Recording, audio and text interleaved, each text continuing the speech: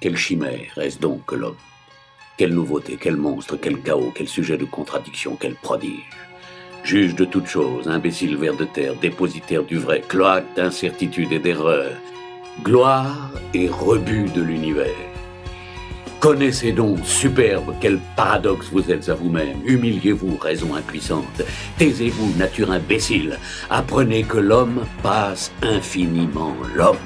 Et entendez de votre maître votre condition véritable que vous ignorez. Écoutez Dieu. Car enfin, si l'homme n'avait jamais été corrompu, il jouirait dans son innocence et de la vérité et de la félicité avec assurance.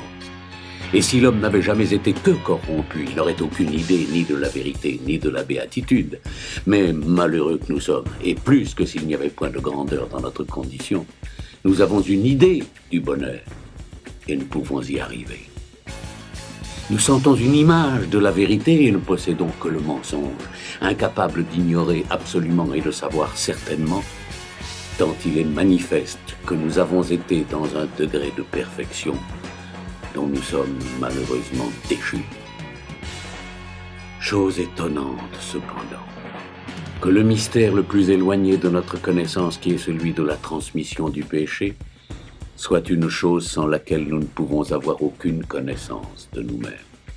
Car il est sans doute qu'il n'y a rien qui choque plus notre raison que de dire que le péché du premier homme est rendu coupable ceux qui, étant si éloignés de cette source, semblent incapables d'y participer.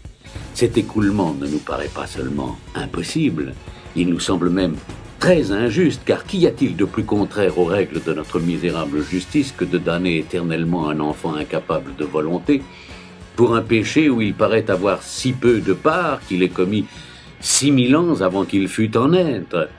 Certainement, rien ne nous heurte plus rudement que cette doctrine. Et cependant, sans ce mystère, le plus incompréhensible de tous, nous sommes incompréhensibles à nous-mêmes. Le nœud de notre condition prend ses replis et ses tours dans cet abîme, de sorte que l'homme est plus inconcevable sans ce mystère que ce mystère n'est inconcevable à l'homme. Que l'homme contemple donc la nature entière dans sa haute et pleine majesté, qu'il éloigne sa vue des objets bas qui l'environnent, qu'il regarde cette éclatante lumière mise comme une lampe éternelle pour éclairer l'univers, que la terre lui paraisse comme un point au prix du vaste tour que cet astre décrit, et qu'il s'étonne de ce que ce vaste tour lui-même n'est qu'une pointe très délicate à l'égard de celui que les astres qui roulent dans le firmament embrassent. Mais si notre vue s'arrête là, que l'imagination passe outre, elle se lassera plutôt de concevoir que la nature de fournir. Tout ce monde visible n'est qu'un trait imperceptible dans l'ample sein de la nature. Nulle idée n'en approche. Nous avons beau enfler nos conceptions au-delà des espaces imaginables, nous n'enfantons que des atomes au prix de la réalité des choses. C'est une sphère infinie dont le centre est partout, la circonférence nulle part. Enfin, c'est le plus grand caractère sensible de la toute-puissance de Dieu que notre imagination se perde dans cette pensée.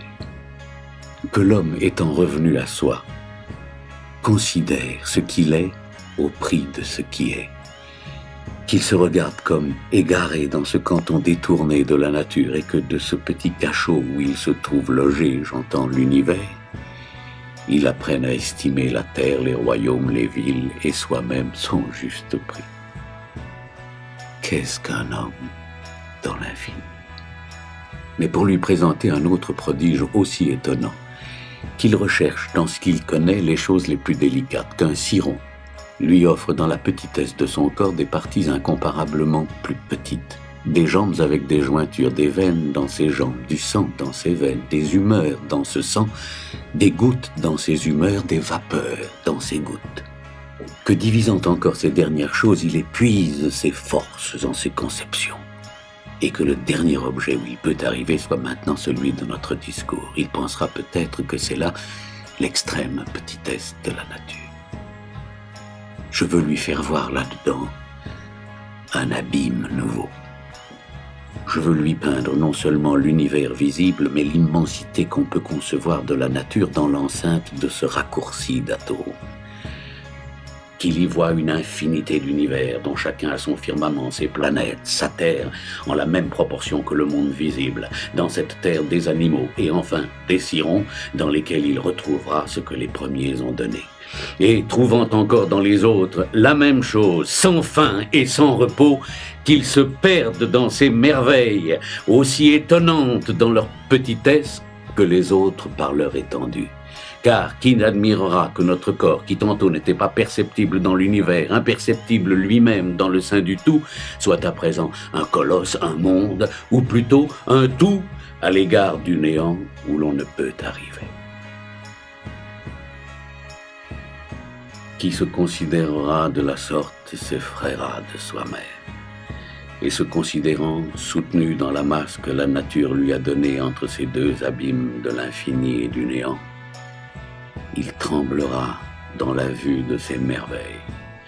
Et je crois que sa curiosité se changeant en admiration, il sera plus disposé à les contempler en silence qu'à les rechercher avec présomption. Car enfin, qu'est-ce que l'homme dans la nature? Un néant à l'égard de l'infini, un tout à l'égard du néant. Un milieu entre rien et tout. Infiniment éloigné de comprendre les extrêmes, la fin des choses et leurs principes sont pour lui invinciblement cachés dans un secret impénétrable. Également incapable de voir le néant d'où il est tiré et l'infini où il est englouti.